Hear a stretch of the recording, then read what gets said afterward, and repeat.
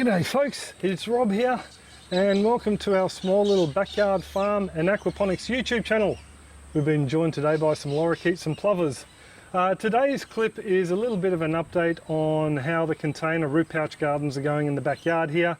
I did a bit of an update on the ones out the front, and I actually had a few people ask me why do we grow in so many containers around the place, so I thought I'd answer that question quickly before we hook into the gardens, that is. We basically will be renovating at some point this year, so the house needs to be raised and we're going to be having bobcats and other small earth moving equipment around the place. So if we plant out the dwarf trees we have in root pouches up the side of the house into their locations around the lawn, basically there is a chance that they might get hit by the equipment. So rather than that happen, we just got them in the containers for now. As for these gardens that you'll see today, they're just making use of space we have available. Once the renovations are done, this is actually going to be a seating area where I'm sitting right now, and above us our little deck or balcony, whatever you want to call it, where I'll have a small mini aquaponic system, and we might have a few root pouch planters dotted around the place as well. We'll just have to wait and see. So just to answer that question, yeah, they're just in a bit of a holding pattern with some of the dwarf trees at the moment, so that's why they're still in the containers. So I suppose we'll have a look at the garden behind me here, and I'll give you a bit of a look at some of the melons we've harvested as well. So just here at the back stairs is our first root pouch garden. This one's been very productive for us. We've been very impressed. To begin with, these strawberries, I'm picking a few either from here or other places around the patch every day, and they're pretty much all my breakfast slash morning tea. The next pouch over, we have some Asti Pusa carrots. These guys are supposed to be a black variety, but yeah, they haven't been much chop for me here. I had a so-so germination rate, and then slugs or some other critter came along and ate them off once they were a couple of centimeters tall, or about an inch tall.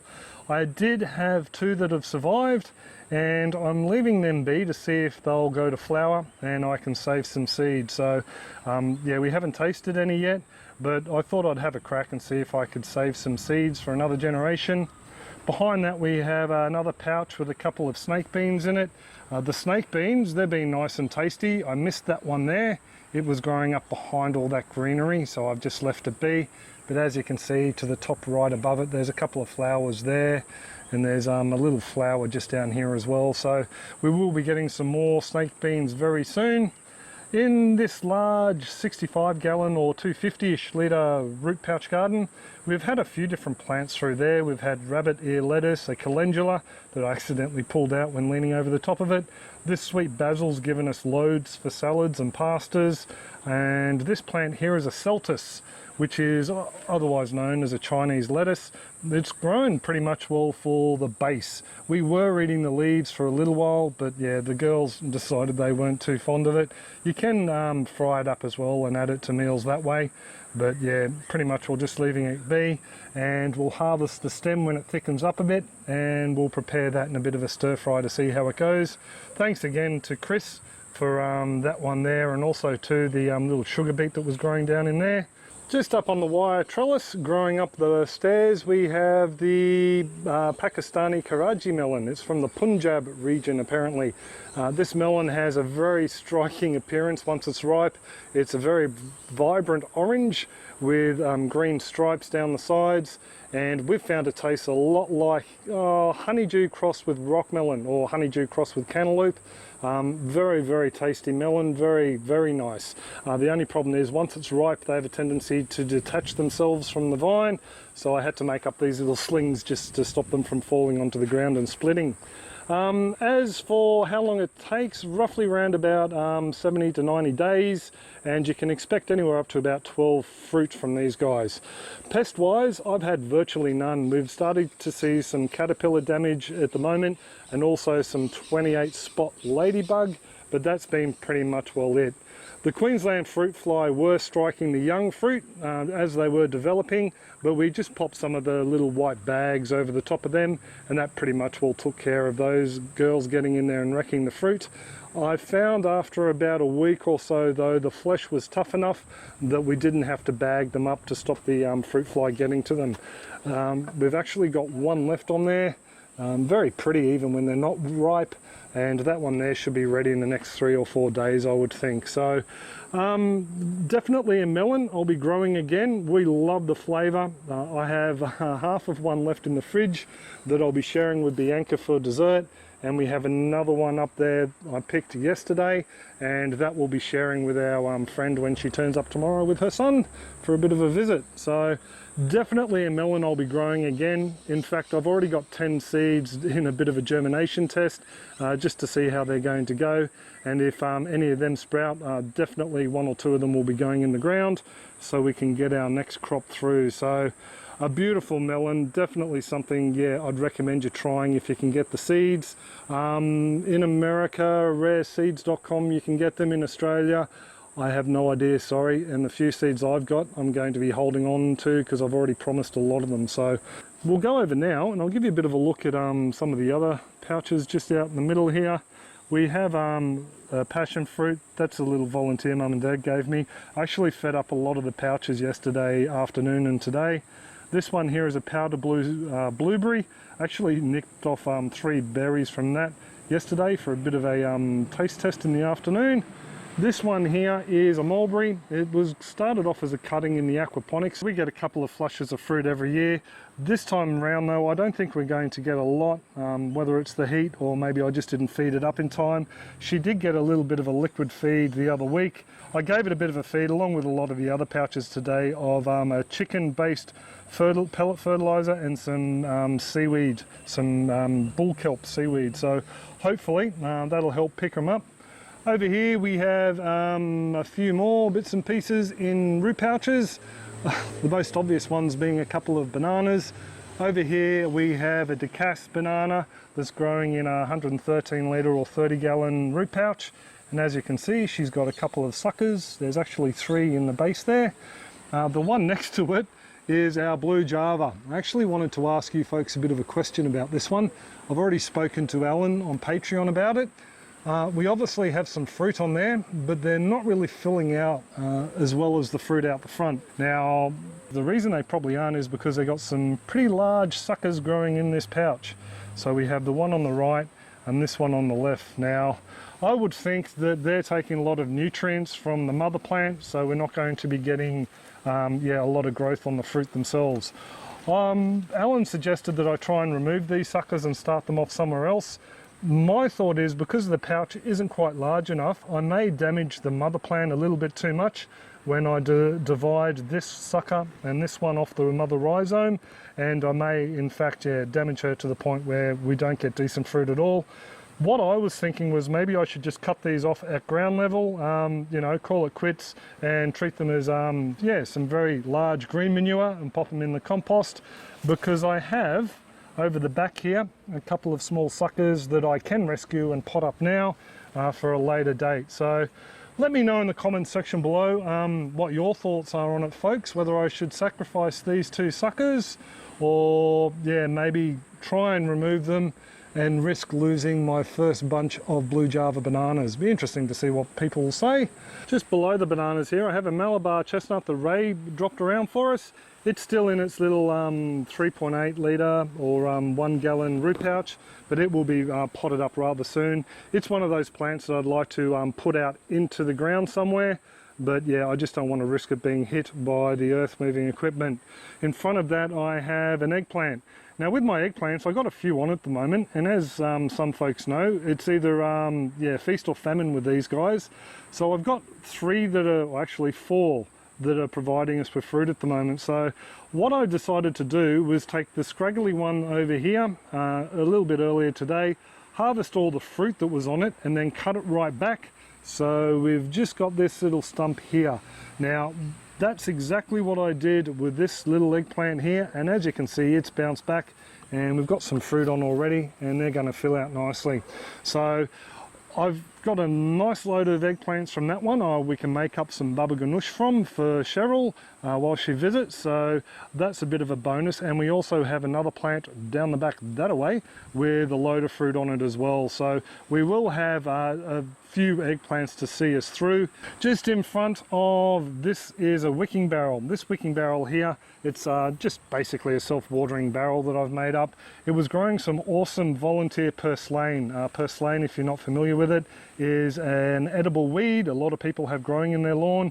We were using it for salads, but it had grown a little bit too fast for us. It had gone to flower and set seeds, and the girls aren't fond of the crunchy seeds. So I pulled it out this morning and I sowed out some scarrot. Thank you very much, Dave. Finally got it into the ground, and also some Chardonnay carrots just around the front there. After the seeds were just sprinkled on top, I covered it over with about 1 centimetre or a third-ish, or a little bit less than 1/3 of an inch of potting soil, gave it a good water, and put some folded shade cloth over the top just to keep the surface of the soil nice and moist so they don't dry out, and hopefully we'll get a good germination rate. Just to let you folks know as well, I should be mowing the lawn right now before I shot the clip, but it looks like we're going to have a storm, so I thought I'd shoot the clip first. So you're just going to have to put up with the scruffy looking grass. That's enough. Actually, no, around the back here, just around the back of this garden, we have our sunshine chili. I keep forgetting to show you folks her. Now, she's very, very leggy, and that's pretty much all because she's shaded out by the bananas, I would think. A load of nice fruit on there, nice decent sized fruit too, and she's been very, very sweet. I've used her in a couple of stir fries now. She was looking a little bit pale, bit of a deficiency as you can see, but I fed her up with some liquid fertilizer the other week and the new growth is coming through nice and green.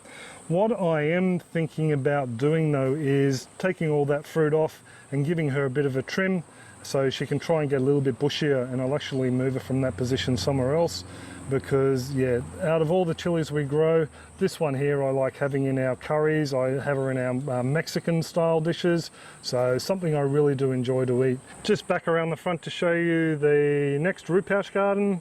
This one here is a bit of a mixed bag.